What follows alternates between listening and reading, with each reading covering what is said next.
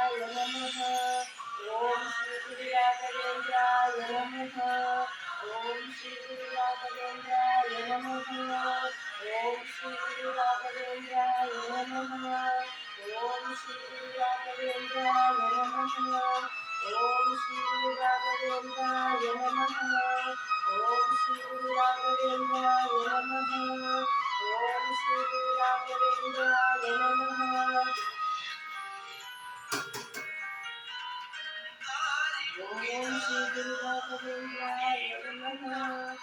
ओम श्री गुरु राघवेन्द्राय नमः। ओम श्री गुरु राघवेन्द्राय नमः। ओम श्री गुरु राघवेन्द्राय नमः।